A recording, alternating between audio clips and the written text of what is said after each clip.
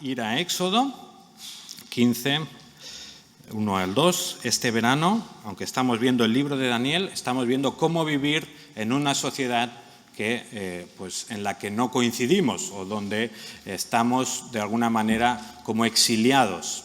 Y aunque lo estamos viendo en el libro de Daniel, hoy vamos a ver algo que nos diferencia también del resto del mundo, y es el Día del Señor, cómo dedicamos un día especial al Señor y cómo nos juntamos como pueblo. Y en Éxodo 15 leemos lo siguiente: Entonces Moisés y los hijos de Israel cantaron este cántico al Señor y dijeron: Canto al Señor, porque ha triunfado gloriosamente.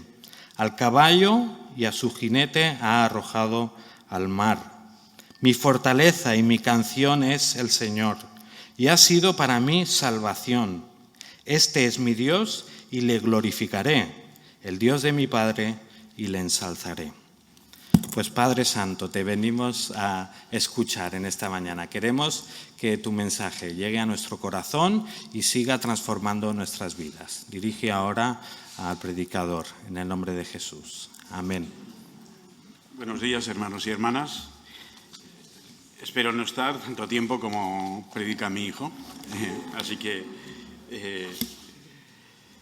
es un gozo el poder estar con vosotros. La verdad que una alegría el poder compartir con vosotros la palabra del Señor y también compartir unos momentos de la semana que son muy especiales.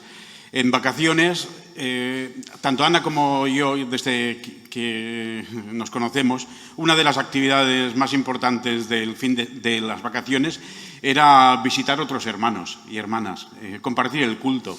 Y ha sido una de las experiencias más enriquecedoras de las vacaciones, en el aspecto espiritual también, porque adquieres conciencia de que no eres solamente tu iglesia y ya está, ¿no? Sino que vas adquiriendo conciencia también de pueblo y va enriqueciendo tu conocimiento también, ver cómo otras iglesias expresan su adoración a Dios y conocer otros hermanos y hermanas, ¿no? Así que ha sido algo muy, muy bueno. Por eso cuando personas que estáis de otras iglesias aquí y que también en vuestras vacaciones, como parte de la agenda, si es que se hace agenda en vacaciones, es visitar a otros hermanos, pues eso estoy seguro que es una fuente de bendición para vosotros, pero también para la iglesia.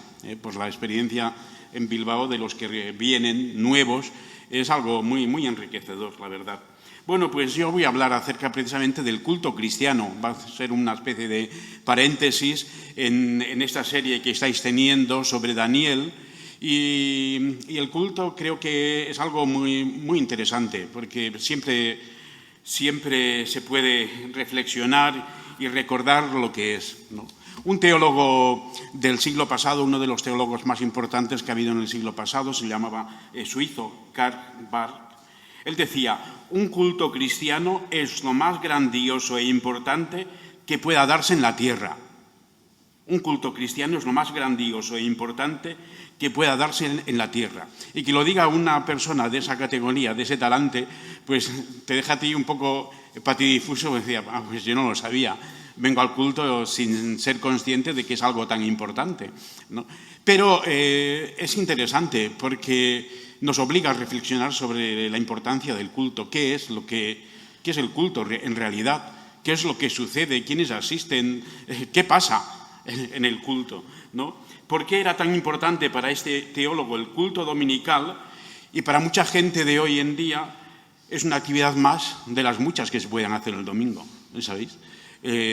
Muchas familias se plantean por la mañana: ¿vamos al culto o no vamos al culto? ¿Qué hacemos? Mira, tenemos varias opciones y lo del culto es una más, pero a veces no la más atractiva, por decirlo de alguna manera, ¿no? A veces depende de cómo salga el tiempo, aquí no hay problema, pero en Bilbao que te salga un domingo con sol, pues la verdad es una tentación muy grande para dejarlo todo e ir a la playa, ¿no? Porque no sabes cuándo lo vas a ver otra vez. Pero me entendéis, ¿no? A veces para este señor Karl Barth, una cosa tan importante, y para nosotros pues es una cosa más. Además, también vemos que el culto cristiano ha ido derivando, ha ido evolucionando a lo largo de la historia, ¿no? Y se van incorporando elementos nuevos y va adquiriendo también una importancia, una perspectiva, y actualmente va derivando hacia un tiempo de entretenimiento y disfrute más que hacia un acto de adoración corporativa a Dios, ¿sabéis? Más bien es una de las actividades más que me puede reportar beneficios o buenas sensaciones, etcétera, pero ni mucho menos en el que yo puedo ir a aportar algo, ¿no?, a la comunidad para que la presencia de Dios sea más evidente y también beneficiar a todos con mis dones, con mi presencia, con mi testimonio. El contenido de un culto refleja lo que una iglesia cree acerca de su Dios, ¿sabéis? Eso ya de entrada. Una persona cuando va a un culto puede hacerse una idea del Dios en el que creen por cada elemento. De hecho, ya por cómo te recibe la gente ya te puedes hacer una idea. Uno de los elementos más característicos del pueblo evangélico es que ha enriquecido el culto, ha actualizado el culto, de tal manera que lo que se hace se entiende, ¿verdad? Pero muchos que venimos de otros trasfondos, pues la verdad íbamos por tradición, pues porque acompañar a la familia y por no ser un problema, pero ni mucho menos nos enriquecía o entendíamos muy bien cada parte o cada elemento de la que se hacía. Pues el contenido del culto refleja lo que una iglesia cree acerca de su Dios y refleja también la identidad de esa iglesia, ¿vale? Así que hemos leído, y alguno a estas alturas puede decir, bueno, ¿y qué tiene que ver esto con el pasaje que hemos leído al principio, que tiene que ver con el Antiguo Testamento, el libro de Éxodos, que tiene que ver con el culto cristiano? Bueno, tiene mucho que ver, porque en mi exposición, la reflexión, lo que quiero es hablar acerca de 3 aspectos que nos pueden ayudar a conocer, a ser más conscientes y a dar más importancia al culto cristiano, ¿no? En primer lugar es el origen, y ese pasaje tiene que ver con el origen del culto. Después también el propósito del culto y el contenido, ¿no?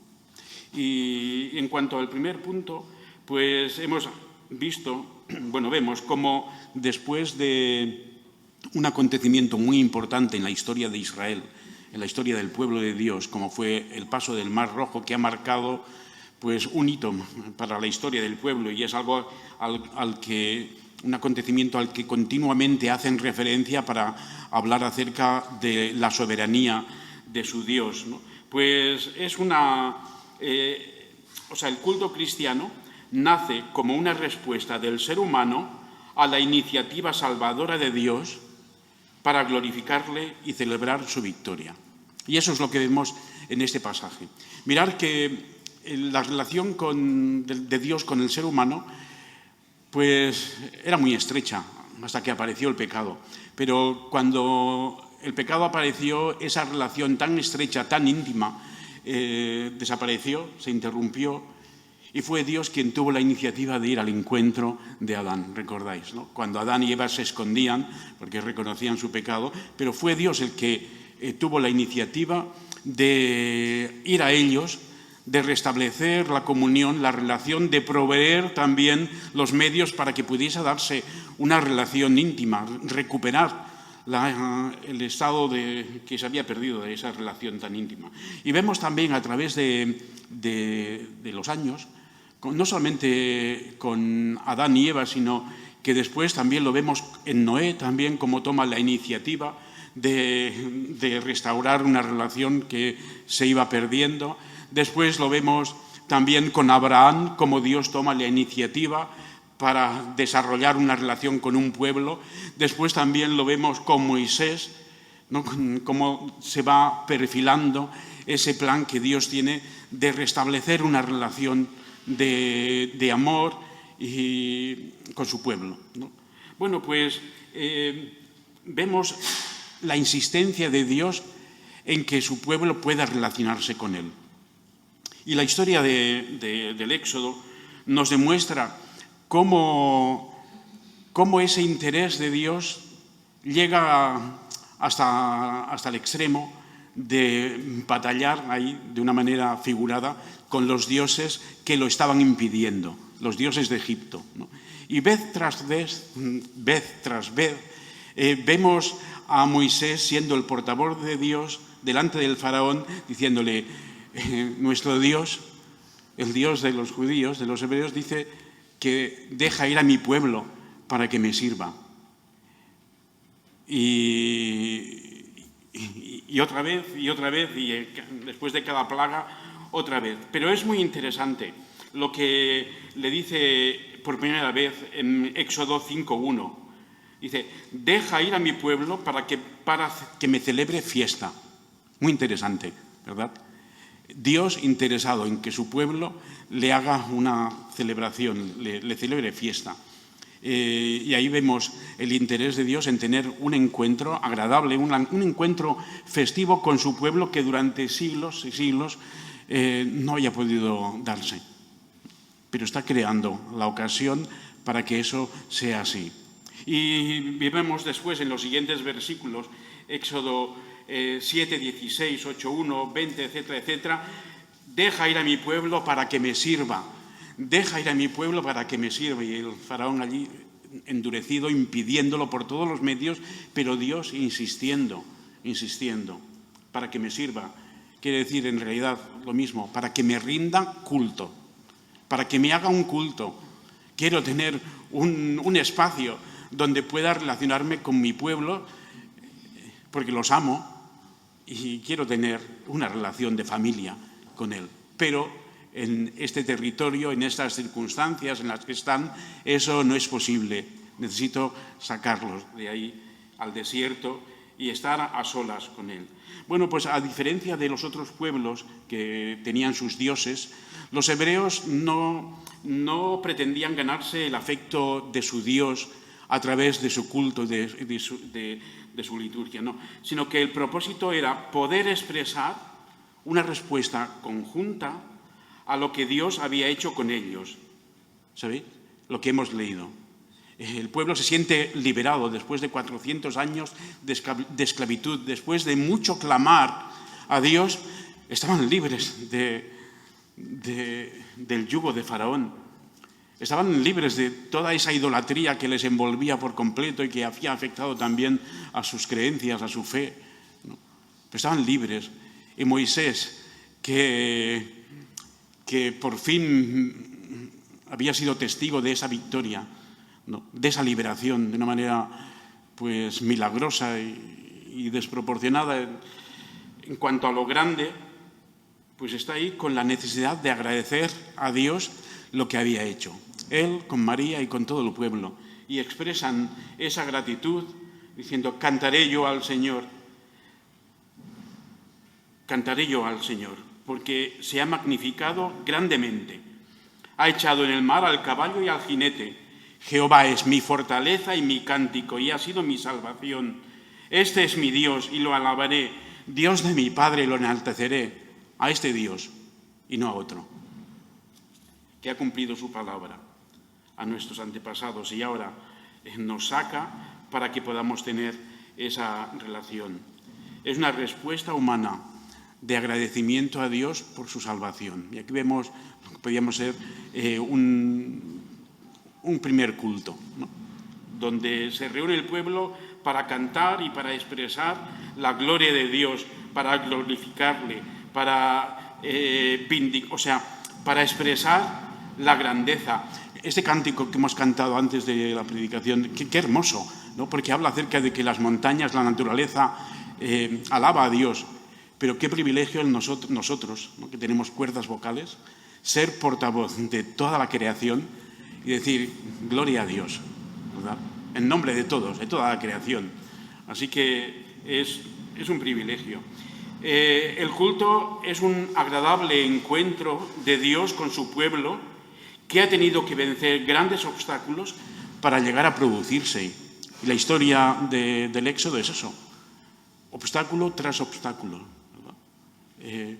Fuerzas opresoras que lo impedían, pero por fin el Dios redentor, el Dios soberano, el Dios superior a cualquier otro Dios conocido, pues era capaz de producir ese encuentro. Y a partir de ahí todo lo que viene, ¿verdad? Pues el Sinaí y el acompañamiento por el desierto, la columna de humo o de fuego, la columna de humo, en fin, todo eso. Pues ahí vemos que Dios facilita el acceso a su presencia para que podamos disfrutar de una relación de amor y de crecimiento espiritual. ¿Sabéis? O sea, muchas veces no somos conscientes, pero el estar aquí pues es un privilegio. Y también hemos mencionado a los enfermos que ya les gustaría estar aquí, ¿no? Y que algunos pues están siguiéndolo por internet, pero ya les gustaría, a los enfermos, los que están trabajando también.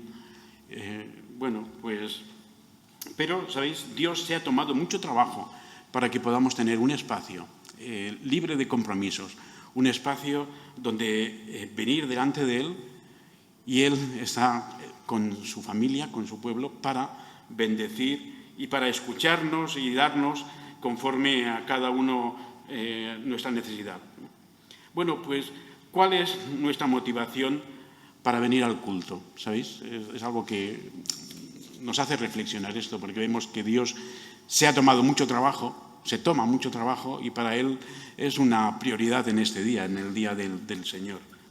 Y muchas veces para nosotros, pues, no es algo tan importante, es algo, no sé, que podemos prescindir. Bueno, pues para Dios es lo más importante, este día.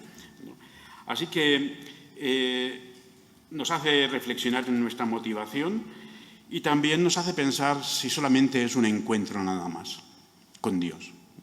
Un encuentro. Bueno, pues tiene que ver con... Ahora voy a hablar acerca del propósito. Solamente es para encontrarnos, decir hola, muy buenas, adiós. Tiene que ver también con un propósito muy importante. En Génesis 2:3, bendijo Dios el día séptimo, lo santificó, porque en él reposó de toda obra que había hecho en la creación. Tiene que ver con el descanso, no solamente con el encuentro, sino también con el descanso. ¿Y qué necesidad tenía Dios de descansar al séptimo día si es un Dios soberano? ¿Qué necesidad tenía? ¿No? Y además santificarlo, decir, este día va a ser un día diferente. Bueno, pues Dios no tenía ninguna necesidad del descanso, pero lo que quería es que el ser humano sí que tuviese un día de descanso para encontrarse con Él. Y uno de los mandamientos, Éxodo 20, 8 al 11, dice, acuérdate del día de reposo. ¿Para qué? Para santificarlo. Porque Dios descansó al séptimo día y no fue porque estaba cansado, sino porque precisamente quería enseñarte que hay un tiempo para tener un encuentro de Dios con su pueblo. Y esto nos enseña que el reposo tiene carácter sagrado para Dios. Es algo sagrado. Y hace poco Esther Martínez estuvo hablando acerca del descanso que Jesús nos ofrece. Venid a mí todos los que estáis trabajados y cargados, ¿verdad?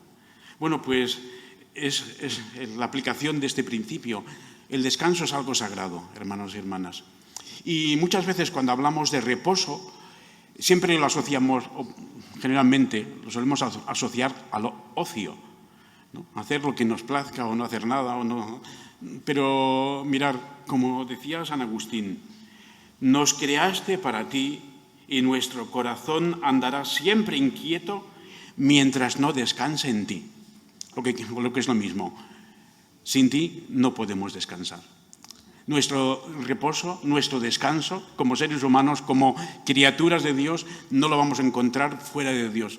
Por eso cuando nos planteamos un tiempo de reposo, de descanso, muchas veces decimos, bueno, pues vamos a descansar también de la Iglesia, de los hermanos, de leer la Biblia, de todo y lo que nos pida el cuerpo.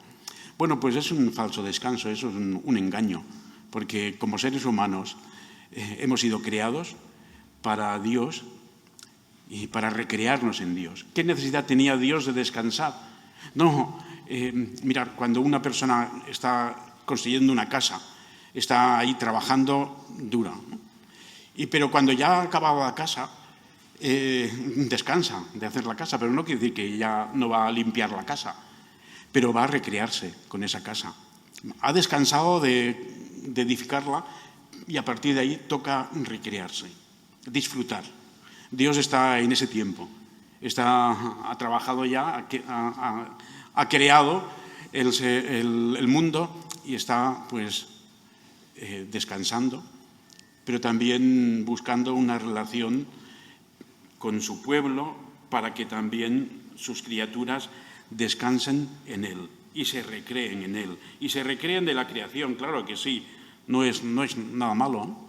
Pero lo que quiero decir es que recuperemos la importancia que tiene el culto, la importancia que Dios le da. Porque si Dios se ha tomado tanto trabajo para tener este espacio y este encuentro, es porque para Él es algo importante. Decía Jesucristo mismo, decía, el hombre no ha sido creado para el reposo, el día de reposo, sino el día de reposo ha sido creado para el hombre, para el ser humano, ¿sabéis? Así que no podemos prescindir de eso como algo necesario, imprescindible para nuestro propio reposo. Ahora, cuando dice santificarás, acuérdate del día de reposo para santificarlo. Vale, estamos de acuerdo en que hay que dedicar un día al Señor, pero ¿qué quiere decir santificarlo? Santificar ese día. Bueno, sabemos por la terminología que santificar tiene que ver con algo diferente, apartado para Dios, ¿no? Bueno, pues el culto cumple con ese propósito, ¿sabéis? El culto es el elemento que santifica al día de reposo. Y es un privilegio, como digo, el poder reunirnos en domingo. Hay muchos que trabajan en domingo y no pueden saborearlo, ¿no? Pero cumple con ese propósito de santificarlo, de un día diferente. Bueno, de hecho, ya quien más que menos tiene 2 días de descanso, ¿no?, en su jornada laboral. Entonces, esto es una de las grandes aportaciones que ha hecho la tradición judía o la palabra de Dios al mundo, ¿no?, a la humanidad, el día de reposo, el día de descanso. Es que es algo necesario. Bueno, pues eso viene del judaísmo, ¿no?, viene de la ley de Dios, de la palabra de Dios. Y es que Él es quien nos conoce mejor que nadie, porque nos ha creado y ese día es para el encuentro y el disfrute. ¿Cómo santificamos nosotros nuestro día de reposo? A veces hay que trabajar, se está enfermo, hay compromisos que son ineludibles, ¿verdad? Pero hay otras veces que dice, ¿vamos o no vamos? El culto. Es algo que... Y a veces piensa, bueno, ¿quién le toca predicar?, ¿no? ¿O quién le toca presidir? ¿O quién lleva la alabanza? Y eso te condiciona, ¿no? Y ahora me viene a la mente no sé si fue verdad, ya no me acuerdo, si lo he leído en algún libro, como algo, pero podía ser verdad perfectamente. Una señora que a la salida del culto, el pastor está saludando a todos y al salir la señora le dice al pastor, pastor, hoy la alabanza no me ha gustado nada, en absoluto, no me ha gustado. Y el pastor le dice, bueno, hermana, pero es que no iba para usted la alabanza, era para el Señor, ¿no?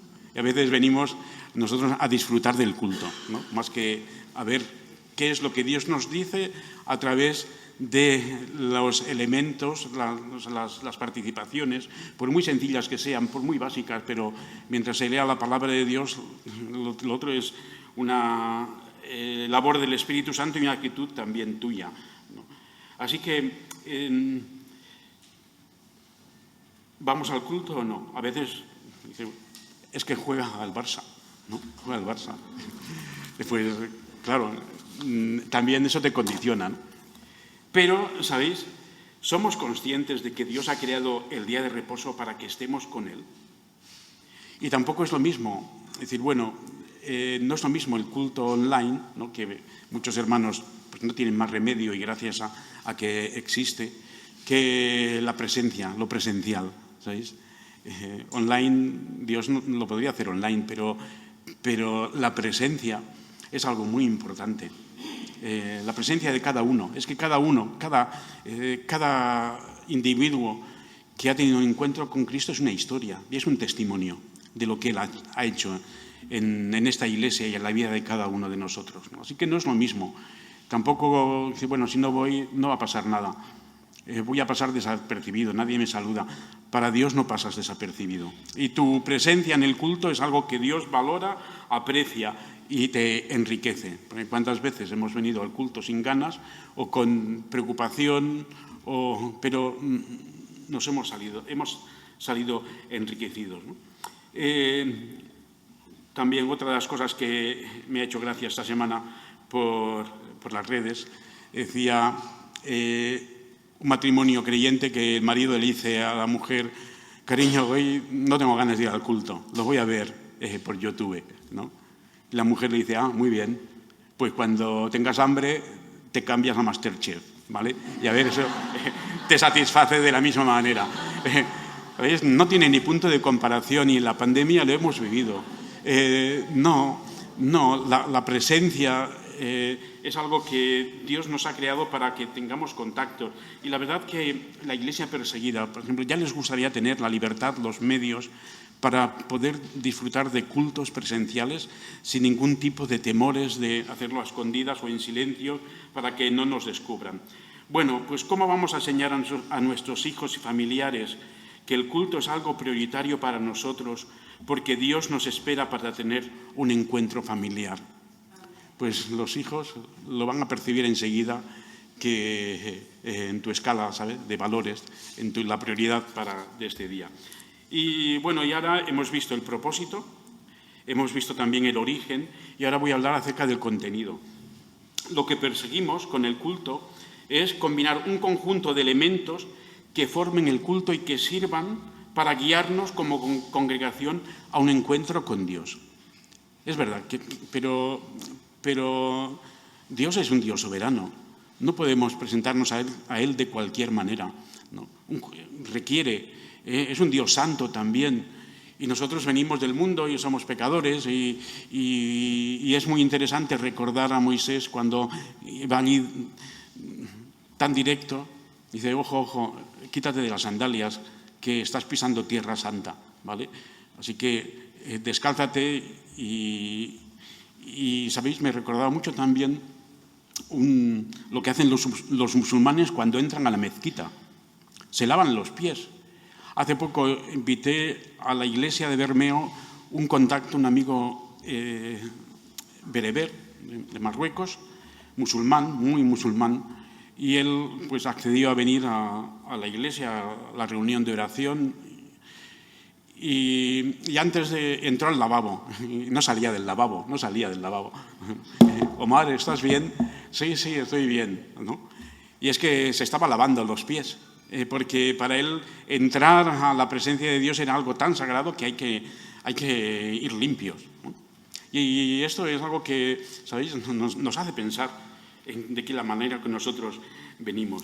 Bueno, pues el contenido del culto viene marcado también en la palabra de Dios. Y ahora ya en el Nuevo Testamento, cuando leemos Colosenses 3:16, vemos ahí pistas. La palabra de Cristo mora en abundancia en vosotros, enseñándoos y exhortándoos unos a otros en toda sabiduría, cantando con gracia en vuestros corazones al Señor con salmos, himnos y cánticos espirituales. Ahí tenemos varios elementos que nos dan una pista acerca del contenido de que nosotros pues hemos también heredado y lo hacemos. En 1 Corintios también unos pasajes donde Pablo habla acerca del culto, del contenido, del orden en el culto. En 1 Corintios 14:26, ¿qué hay pues, hermanos? Cuando os reunís, cada uno de vosotros tiene salmo, tiene doctrina, tiene lengua, tiene revelación, tiene interpretación. Hágase todo para edificación. Según los dones que hayáis recibido, pues están para enriquecernos mutuamente, ¿verdad? Y cuando decía al principio que el culto va derivando hacia otras formas. Más bien, en algunos círculos el culto es algo, ¿cómo decirlo?, poco participativo, ¿no? Donde hay una parte de aquí para aquí, que son los que participan y los demás reciben, pero en realidad el culto es donde participa el pueblo también. Y es muy hermoso que cuando estamos en el culto, personas, hermanos y hermanas, desde ahí, desde las sillas, elevan una oración, ¿no? Porque eso representa que el culto es para todos, no es algo venir aquí como un espectáculo a escuchar un concierto, sino no, es para participar. Bueno, pues hágase todo para edificación, y el culto cristiano, el culto de los primeros cristianos toma referencia del culto que se hacía en las sinagogas. En las sinagogas se estudiaba la Torá, se leía, se estudiaba la Torá, había tiempo de exhortación, cánticos de salmos e himnos, así que los primeros cristianos copian eso, porque tiene sentido y enriquecía, y Jesús también participaba de esto cuando estaba en las sinagogas, ¿no? Así que hay una influencia muy grande de la sinagoga judía en nuestros cultos, que muchas veces no lo sabemos, pero así es. Ahora, hay un elemento añadido que no se daba en la sinagoga y que solamente se daba en el templo, y era el sacrificio. Eso en la sinagoga no se hacía. Pero en el culto cristiano tampoco tiene sentido, porque ya Cristo ha sido sacrificado. Y lo que añadieron en ese culto los cristianos fue precisamente ese elemento, pero es porque Cristo mismo lo añadió. Haced esto en memoria de mí cuando os reunáis. Aparte de todo lo que hacemos normalmente, añadir esto en memoria de mí, porque ahí estaba el Cordero Pascual representado en Cristo, representado en el pan y el vino. Bueno, pues un encuentro con Dios para la edificación mediante muchos elementos. Es para recordar, acuérdate que fuiste siervo en la tierra de Egipto y que Jehová tu Dios te sacó de allá con mano fuerte y brazo extendido, por lo cual Jehová tu Dios te ha mandado que guardes el día de reposo. Deuteronomio 5:15. Para recordar quién es, qué ha hecho, cómo nos ama. Cristo es nuestra Pascua. 1 Corintios 5:7.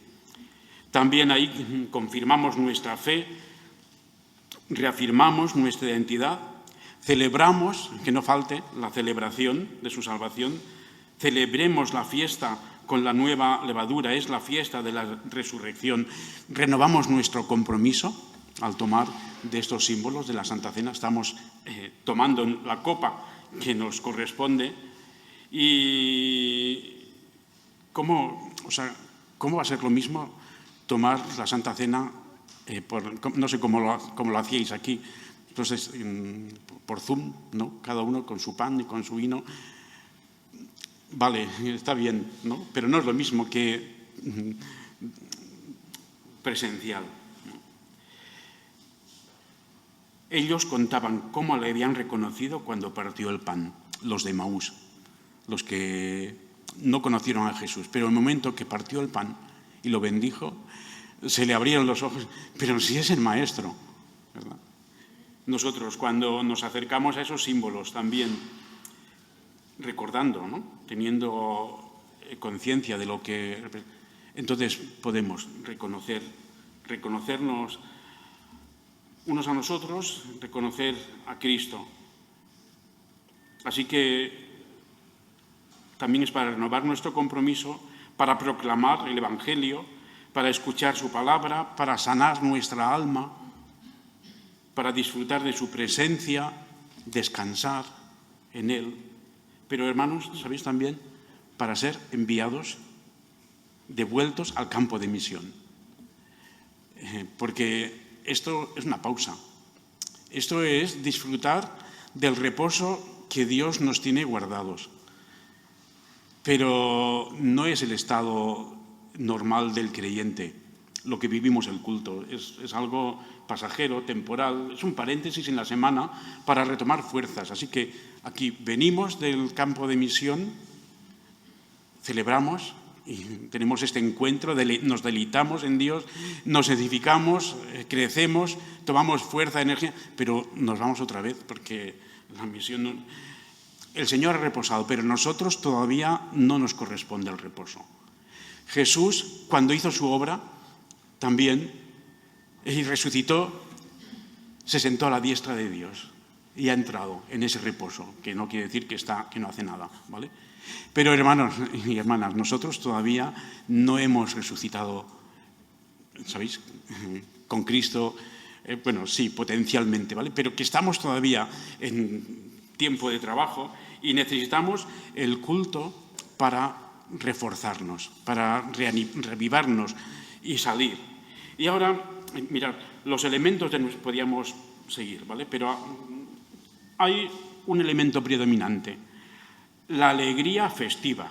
Y esto los salmos nos dan testimonio. Cantad alegres a Dios, alégrense los que le buscan. Y el Salmo 126.3 me gusta mucho y dice, grandes cosas ha hecho el Señor con nosotros, estaremos alegres.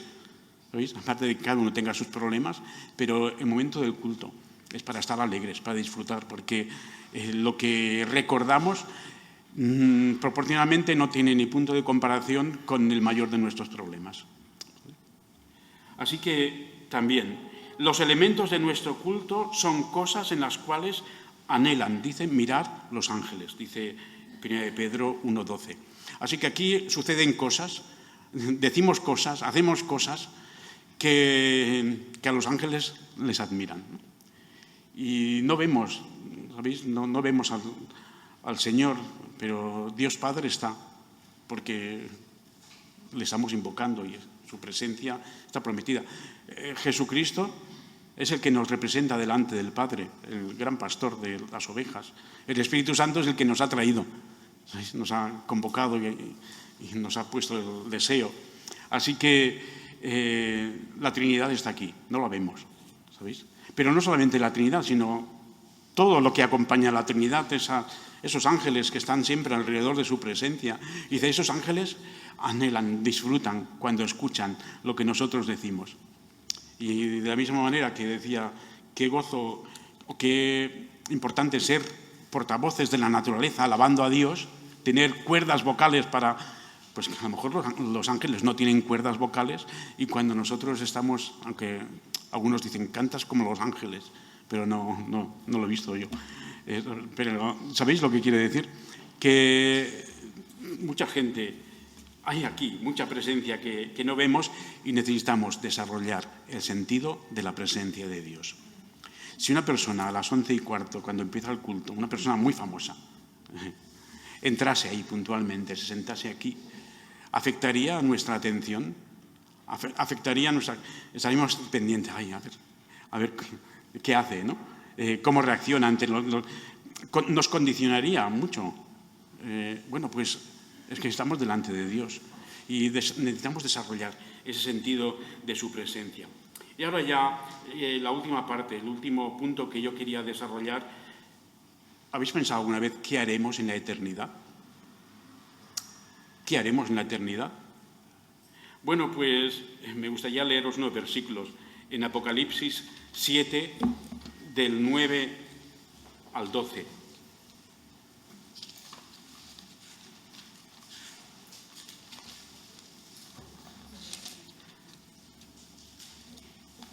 Cuando Juan escribe precisamente el día del Señor, el primer día de la semana, escribe ahí visión en cuanto a todo lo que tiene que... Y ahí en esa adoración celestial del Apocalipsis 7, del 9 al 12, dice, después de esto miré y vi una gran multitud, la cual nadie podía contar, de todas naciones, tribus, pueblos y lenguas. Estaban delante del trono y en presencia del Cordero, vestidos de túnicas blancas y con ramas de palma en sus manos, y clamaban a gran voz, la salvación pertenece a nuestro Dios que está sentado en el trono y al Cordero. Y todos los ángeles que estaban en pie alrededor del trono, de los ancianos y de los 4 seres vivientes se postraron rostro en tierra delante del trono y adoraron a Dios diciendo: Amén. Alabanza y gloria, sabiduría y acción de gracias, honra, poder y fortaleza sean a nuestro Dios para siempre jamás. Amén. Pues están ahí en la eternidad, adorando a Dios, ¿no? Así que el culto, qué susto. Así que el culto es como dejarlo todo para entrar por unos momentos en la eternidad. Lo que vamos a estar haciendo, ¿sabéis? Pero sin problemas, sin ningún tipo de obstáculo. Y acaba el culto, entonces regresamos a nuestro mundo, a nuestro ministerio. Bueno, pues estamos realmente persuadidos de que el Señor está en medio de nosotros, tal como lo ha prometido. ¿Cómo afecta eso a la calidad de nuestro culto? Necesitamos desarrollar eso, el sentido de su presencia. Así que intentemos realizar nuestros cultos desde la perspectiva de esa presencia real. Y que todo nuestro ser, espíritu, alma, cuerpo, los sentimientos, la voluntad, la inteligencia, deberían estar involucrados en el culto. No solamente los sentimientos, todo, ¿verdad? Pues es un elemento pedagógico y evangelizador. O sea, una persona solamente con que venga al culto puede darse la idea a qué Dios adoramos, lo que ha hecho, cuál es su obra, cómo nos ama. Importancia también de que todos, o en la medida posible, participemos en el culto. Cantar, podemos cantar todos, ¿no? Estamos uniéndonos en unas afirmaciones pues, que honran a Dios. El culto también como lugar de encuentro con Dios para participar en su reposo, para descansar, para deleitarnos, para celebrar, para anticipar también eso que nos espera en la eternidad y para estimular nuestra misión, para estimular nuestra misión. Pues nada, que el Señor nos ayude a dar al culto la importancia que Él le da y que realmente podamos decir el culto es lo más maravilloso que existe en la tierra. Que el Señor os bendiga, hermanos y hermanas. Damos las gracias por poder reflexionar en este tema tan importante. Y escuchábamos hace poco petardos, ¿verdad? Porque nuestro pueblo está de fiesta mayor. Están celebrando. Lo que no saben o lo que no se dan cuenta o lo que no quieren ver es que están celebrando sus propias fuerzas, sus propios logros. Están celebrando un descanso que perecerá, un descanso que no permanecerá. Sin embargo, aquí, semana tras semana, unidos como pueblo, estamos celebrando un reposo eterno. Estamos celebrando al Dios de los cielos. Así que vamos ahora a responder al Señor en oración. Vamos a pedirle que nos ayude como pueblo a darle importancia a esta reunión, a hacer las cosas como a Él le gustan, no como a nosotros nos gustan. Y también vamos a pedirle que nos ayude a centrar siempre nuestra atención en Él y a santificar y a buscar un encuentro especial con Él. Vamos a orar libremente.